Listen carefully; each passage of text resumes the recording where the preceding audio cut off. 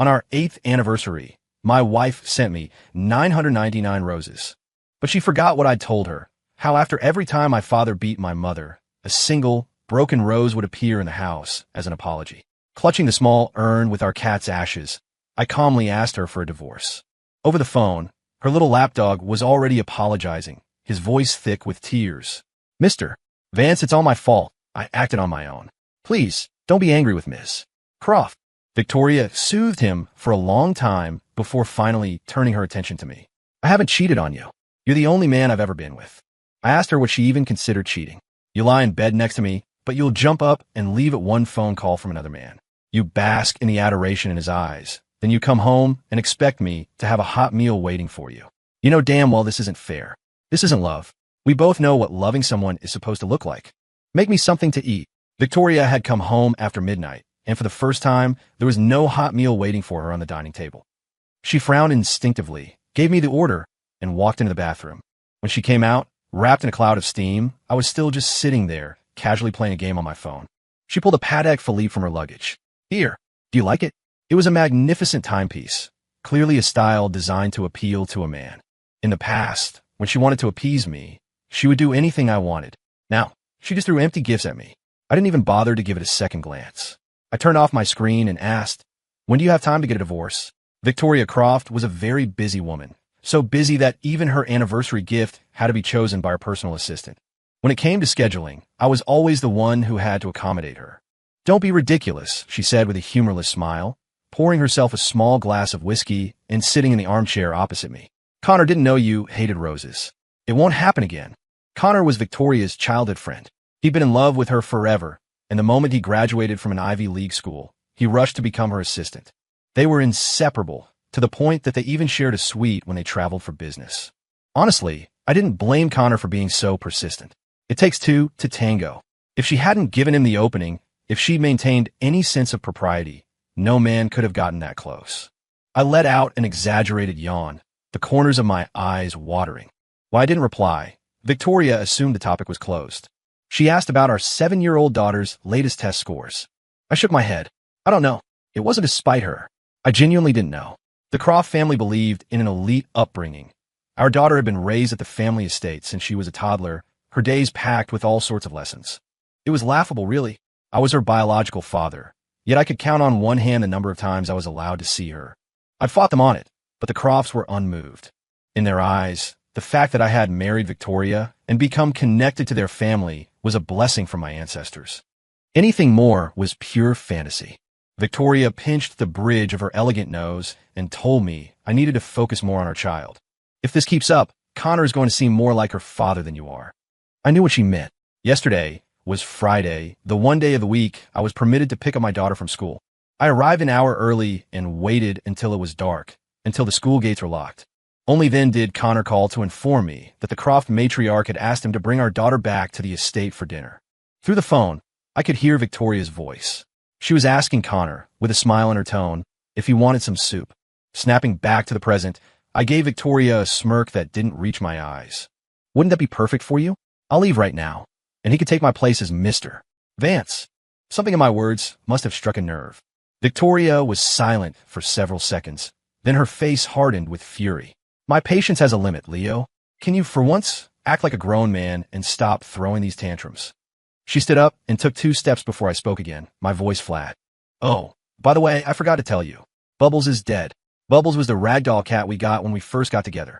A month ago, on the same night, she rushed out of the house after a call from Connor. Bubbles suddenly started foaming at the mouth. I drove him to the emergency vet myself. They told me he'd ingested something that had perforated his stomach. It was too late. The most absurd part is that when they told me Bubbles was gone, I felt a wave of relief. Holding the small box of his ashes, I thought it's time to end this. His existence had been a testament to our love. Ever since Connor appeared, Bubbles and I only had each other for comfort. Every night, he would sleep in the spot on the bed where Victoria used to be. Now that he was gone, Victoria and I were also at our end. In the living room, Victoria stood with her back to me, her knuckles white as she gripped the whiskey glass. She didn't ask why I hadn't called her. She didn't even ask how Bubbles died. She knew perfectly well that I had taken him to the vet by myself multiple times before that, and she hadn't cared. She knew how many times I called her late that night while he was dying. But my calls, as always, went unanswered. Good riddance, she finally said, heading for the study. Bubbles was getting old anyway, and this just proves you weren't a very good owner. She closed the door with practiced finality. 8 years of marriage, countless arguments.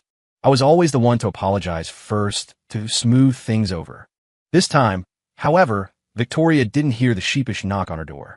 Half an hour later, she opened it to find the sprawling house empty. I was gone.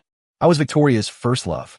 No one could have imagined that the brilliant, beautiful, and aloof heiress would fall for a rebellious punk who spent his days smoking and hitting up clubs. Our first meeting wasn't pretty.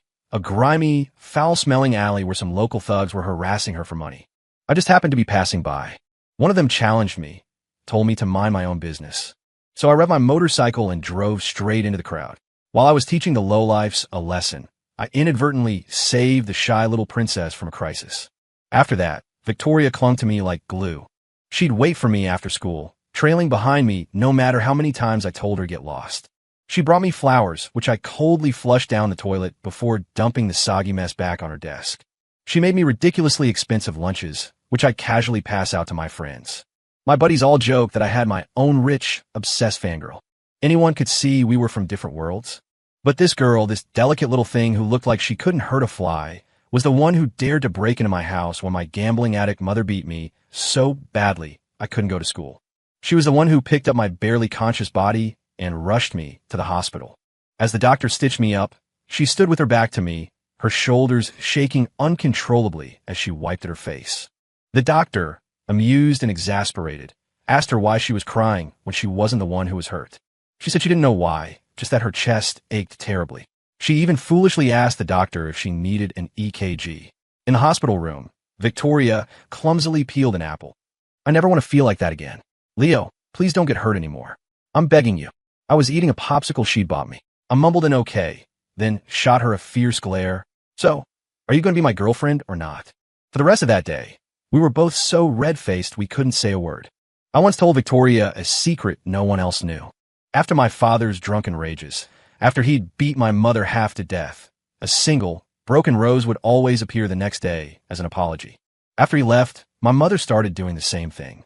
After she beat me, there would be the rose. So, I told her if she ever wanted to break up with me, she wouldn't have to say a word. Just one rose would be enough. You idiot, the 18-year-old girl whispered, holding me tight. We're going to be together forever. To escape my mother's toxic grip, Victoria took me with her to study abroad. In retaliation, her father cut off all her financial support. Back then, on top of our classes, we both had to work 2 part-time jobs. Those days were exhausting, but we found joy in the smallest moments, making goofy faces at each other while we brushed our teeth. Our tiny apartment was filled with laughter and arguments, our eyes filled with each other. If only life could have stayed like that forever. Mr. Vance, are you feeling all right? The doctor's voice pulled me back to the present. It was my 3rd day since moving out of the mansion, and my chronic insomnia had gotten worse. I took the prescription for sleeping pills and was heading to the pharmacy when I ran into Connor. Mr. Vance, what are you doing at the hospital alone? Connor blinked innocently. When I didn't answer, his eyes filled with pity. I heard from Victoria about your child. My condolences. Don't worry, it was just a cat. The words had barely left my mouth when Victoria walked up, her face a thundercloud. I didn't know why she was angry, but I saw her clenching a can of medicinal spray. Connor proudly explained that he hadn't been watching his step on the stairs and had twisted his ankle.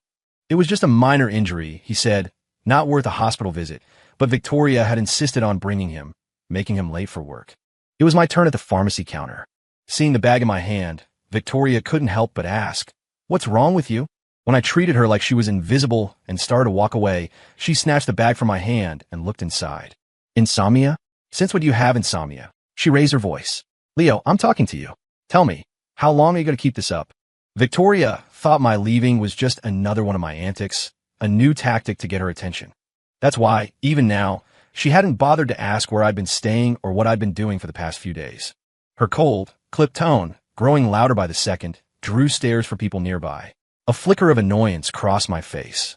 I took the bag of medication back from her and said in a low voice, "I'm not playing games with you." Perhaps my tone was too calm, too detached, because Victoria took it as a sign of surrender. She offered to drive me home first, then take Connor back to the office. But I just shook my head. Work is more important. I can get back on my own. When I said back, I meant back to my own place. When my gambling addict mother died in a car crash, she left me not only a settlement check, but also the house I had once desperately wanted to escape. The place where I was always getting hit was now my only sanctuary. Watching my solitary figure walk away, Victoria pursed her lips. She took a step to follow, but Connor grabbed her arm. His face was pale as he complained of feeling unwell, probably another flare-up of his stomach issues. Victoria hesitated for a moment. Then, instead of following me, she turned and walked toward a nearby vending machine. The same day, my lawyer drafted the divorce agreement. I got a call from Victoria. Her voice was urgent and grim. Our daughter is sick. Get to the main house before 6. Before I could ask what was wrong, she hung up. I printed out the agreement, a smile of pure relief spreading across my face. When I arrived at the Croft family estate, I found the entire clan assembled. They were in the middle of a typical family dinner. My daughter was seated right between Victoria and Connor. From an outsider's perspective, they were the real family of 3. My eyes stung. I walked over to the daughter I hadn't seen in ages, stroked her hair, and gently asked what was wrong. The little girl's delicate features were a miniature version of Victoria's. She slapped my hand away with a look of disgust, her eyes darting to Connor for help. A sharp, needle-like pain pierced my heart. Connor wrapped his arm around my daughter protectively. "Chloe's not sick," he said, his tone deceptively innocent. "Leo, did you take too many of those sleeping pills? Are you getting confused?" At his words, every Croft family member turned to look at me with disdain. I knew what they were thinking, mocking me just as they always had. Especially Victoria's brother, Caleb. He'd always believed I was beneath his sister. In the past, for Victoria's sake, I had swallowed all his insults and provocations. But not this time. I was done being the spineless nice guy. I turned to Victoria. "You told me on the phone that our child was sick, and I needed to come over. I rush all the way here, and your little boyfriend tells me nothing's wrong. So which one of you is lying? Or are you two the ones who are sick in the head?" Connor hadn't expected such a forceful response. Panic flickered in his eyes. He opened his mouth to explain, but I gave him no chance. I looked down at him and issued a warning. "Connor, if you want to be some married woman's lapdog, that's your business. But don't you dare use my daughter as a pawn in your little game, or you'll regret it." The blunt insult made Connor's face turn shades of green and red. His eyes welled up with wounded tears. Clatter! Victoria slammed her chopsticks down, her face cold, her eyes burning into me. "Leo, all you ever do is wallow in jealousy. Our daughter has had a cold for days. Have you shown a single ounce of concern as her father?" She continued, "And we said 6 o'clock. You really kept everyone waiting? Since you have such a poor concept of time, you can go eat in the side hall with the staff." Victoria's word was law. In this house, no one dared to defy her. A flash of triumph crossed Connor's face as he pouted, feigning sympathy while waiting for the show. Caleb shot me a look of pure, undisguised contempt. Under the gaze of the entire family, I walked over to the housekeeper, Maria. "Maria, when you have a moment, come over to my place. I'll cook for you." I didn't want her to think I was embarrassed to eat with the staff. After I spoke, my eyes met Victoria's. I gave her a contemptuous smile. "You make me sick." As I turned to leave, Victoria finally lost her composure. She shot up from her seat, grabbing my wrist, her fury undeniable. "Where do you think you're going? Did I say you could leave?" Her audacity stunned me. "What the hell does it matter to you? Let go of me." Catching a look from Connor, Caleb immediately chimed in with a sneer. "Leo, you haven't changed a bit after all these years. Still no class. A stray dog is always a stray dog. You'll never belong in a place like this." At that, Victoria actually turned and snapped at her brother. "You, shut your mouth." In that moment of distraction, I finally wrenched my arm free.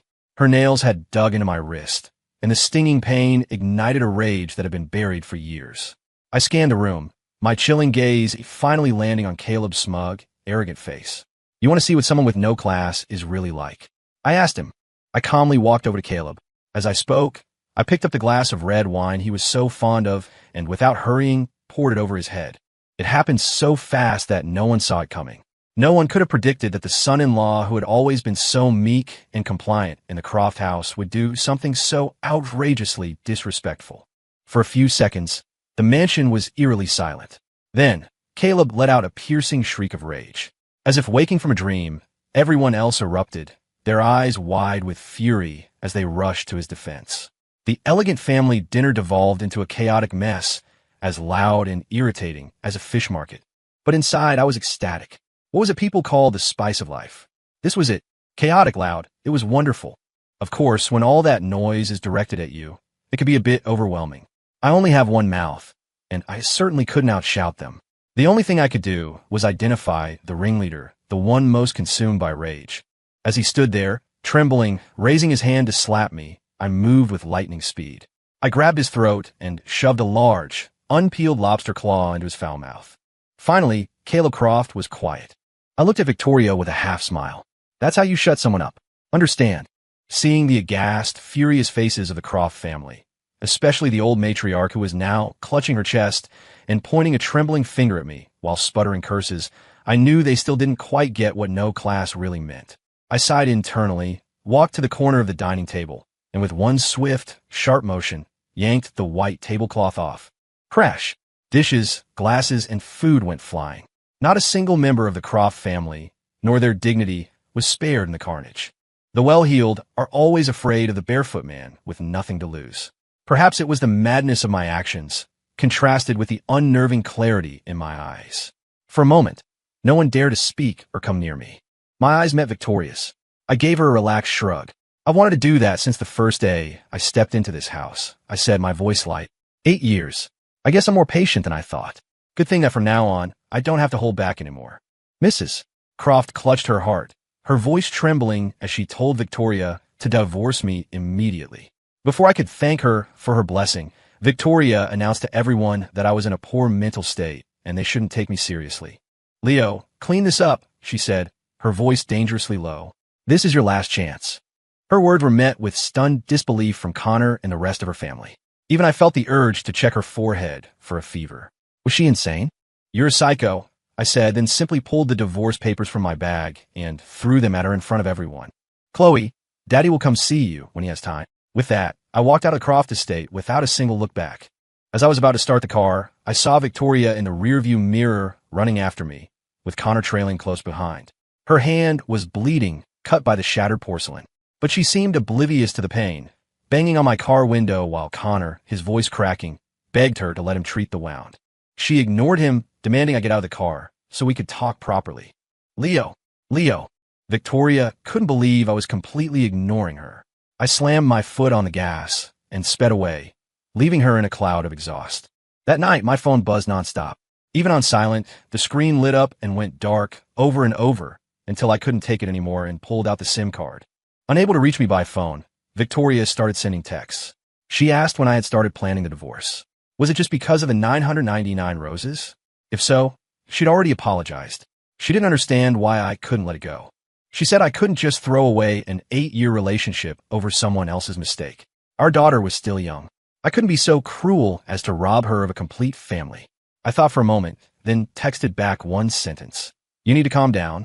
It was the same line she had used on me for years, every time I had a breakdown. I knew exactly how powerful those words were.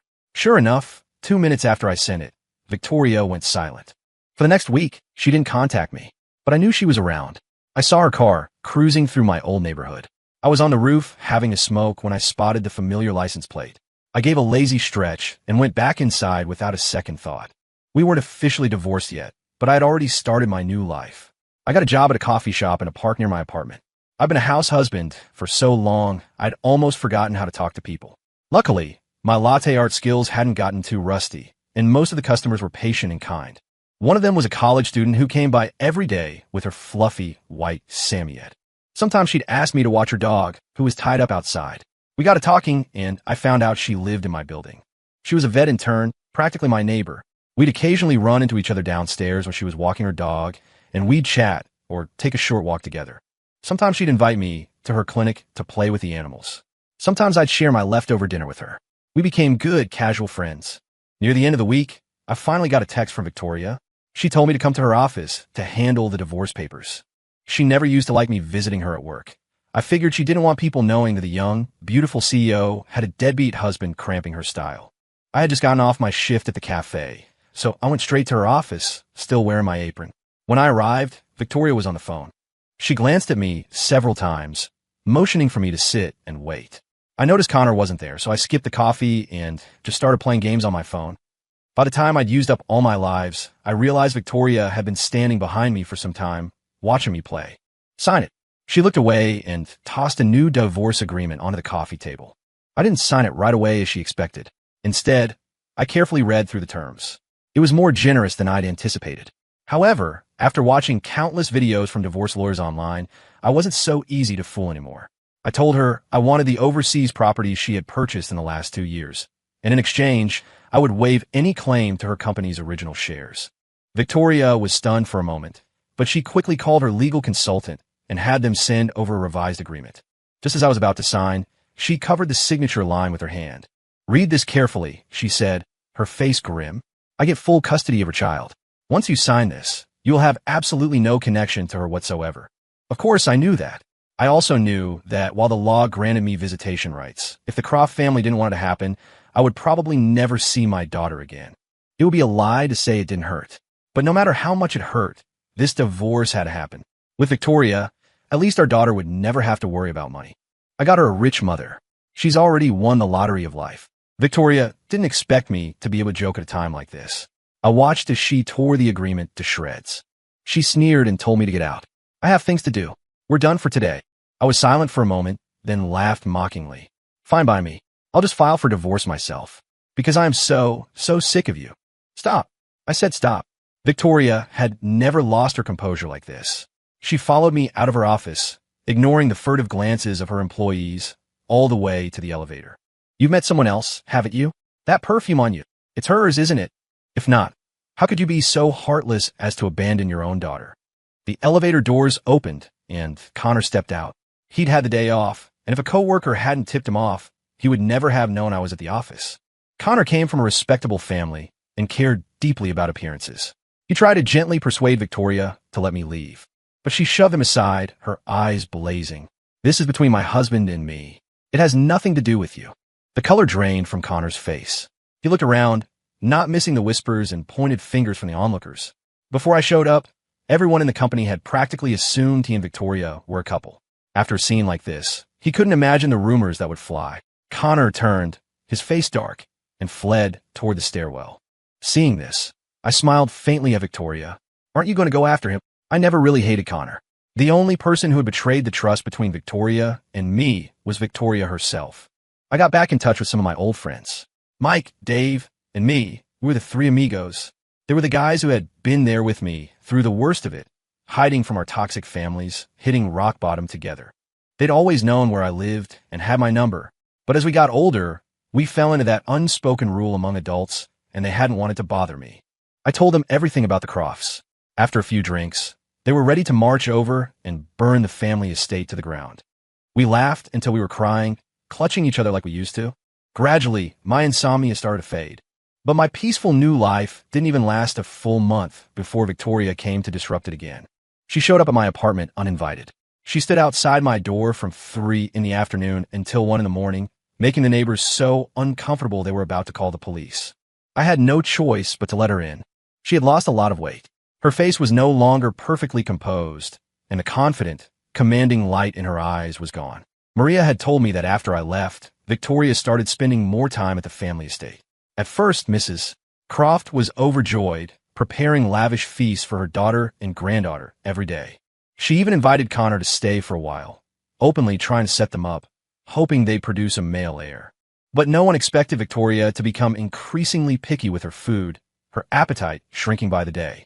And then, her temper grew strangely volatile. One day, she spent an entire day in a storage room, searching for something from her high school years.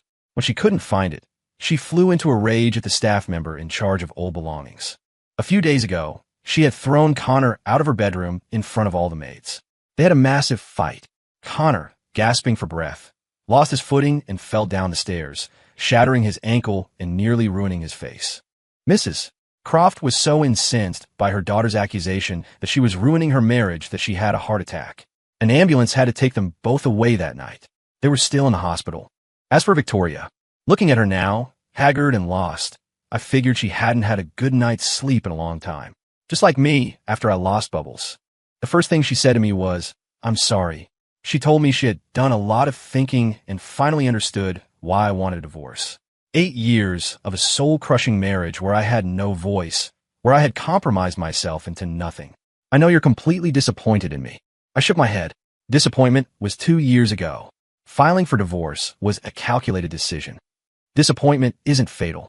What's fatal is the calm, numb despair that follows, and the acceptance that comes after that. But we had been married, after all. I thought for a moment and said, Victoria, I'm starting a new life. You need to pull yourself together and start your own. Victoria looked around the small living room and gave me a bitter smile. Do you remember how I came here and got you out all those years ago? Even after 8 years, I still dream about you back then. Leo, I admit I neglected you, but I never cheated. You are the only man I have ever been with. I asked her again, what exactly is cheating? You lie next to me, but you'll jump out of bed for a call from another man. You bask in the adoration in his eyes, then come home and expect me to have a hot meal waiting. You know damn well this isn't fair. This isn't love. We both know what loving someone is supposed to look like. A memory seemed to surface, and her eyes reddened. I know it was all my fault. Just give me one more chance. I can't accept this, Leo. I'm begging you, please. She asked if I remembered what I said at her father's funeral. You said you'd always be with me, that we'd die on the same day and be buried in the same plot. You said you would never, ever leave me. Have you forgotten all of that? Those vows, those sweet promises, at the time, every word was heartfelt. Time wasn't the enemy. The human heart was just a fickle, hateful thing. Because she had changed, I had no choice but to change too. Just then, the doorbell rang. I got up and opened it. It was the young vet intern from my building. She glanced at Victoria inside, then asked me pointedly if she was interrupting. Before I could answer, Victoria shoved me aside and slapped her across the face. Apparently, Victoria had seen me with my neighbor before. No wonder she'd accused me of finding someone new. The two women, without any preamble, started to grapple and shout. I stood to the side, trying to reason with them for a while. When it was clear I couldn't stop them, I simply threw up my hands. If you want to fight, take it outside. It has nothing to do with me, and don't come crying to me when you get hurt.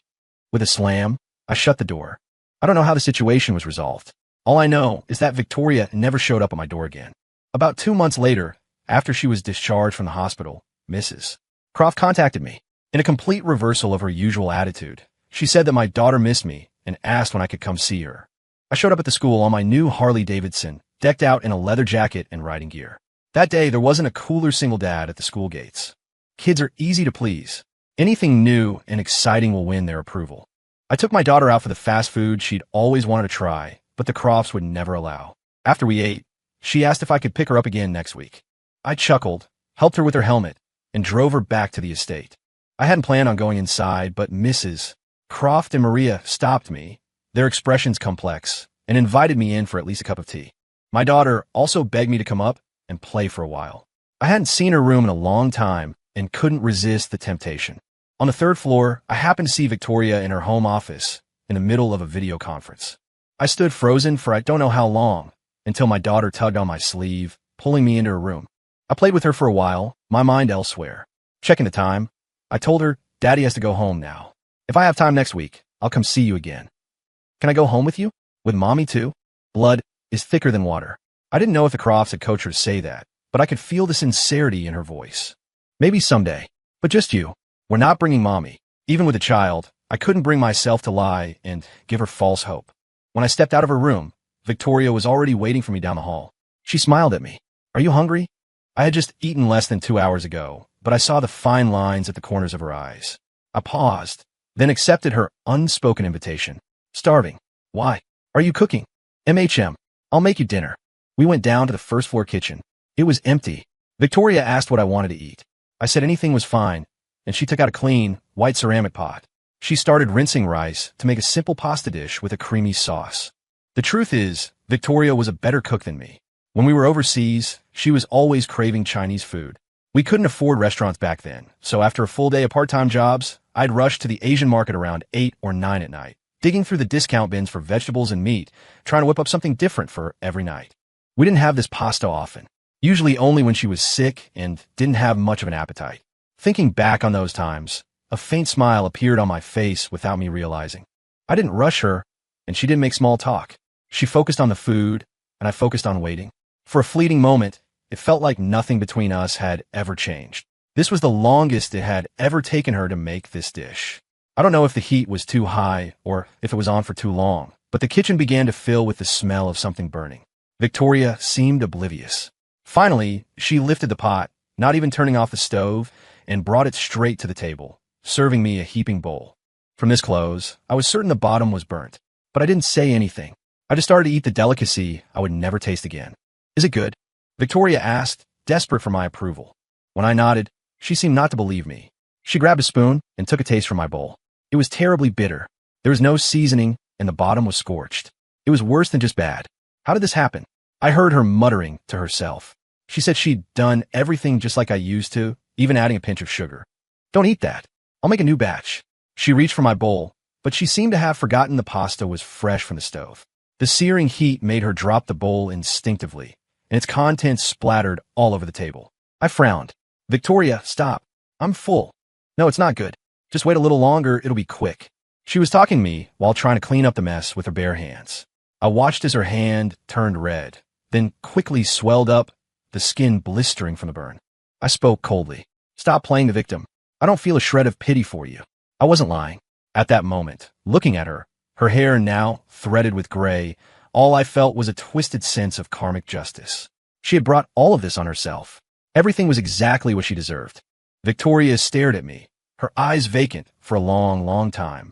She would never understand how someone could just say they've stopped loving and mean it. After I left, Victoria sat alone in that kitchen all night. Soon after, she fell ill. It started with acute pneumonia that left her frighteningly thin. After she was discharged, she began to suffer from terrible insomnia, night after night. Eventually, she could only get to sleep with the help of medication. Mrs. Croft swallowed her pride and begged me to visit her more often. I ignored her completely. The Crofts called me cold and heartless and forbade my daughter from seeing me, her so-called father. But they forgot that a child is not a doll. She has her own sense of right and wrong. For the most part, Victoria turned a blind eye whenever I occasionally spirited our daughter away to let her enjoy the simple joys a child her age should have. 1 month, 3 months, 6 months passed. Victoria finally understood that there was no future for us. But even then, she chose to escape.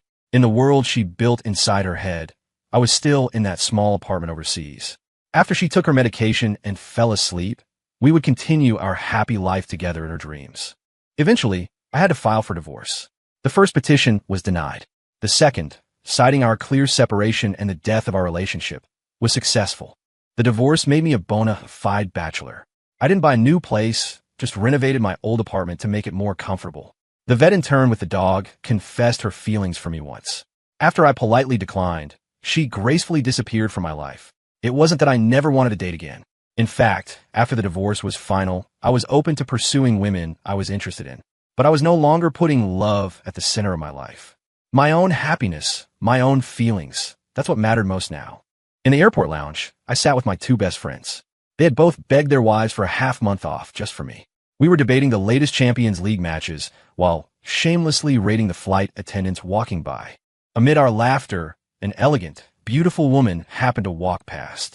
We all immediately sat up straight, feigning composure. But our dignified act lasted less than a minute. Hey, you guys hungry? They got free instant ramen over there. The 3 of us looked at each other and, in perfect unison, started rock, paper, scissors. Loser goes to get the food. The semi-transparent glass reflected the image of 3 men roaring with laughter. Outside the tall windows, against a backdrop of endless blue sky, freedom was taking off. The end.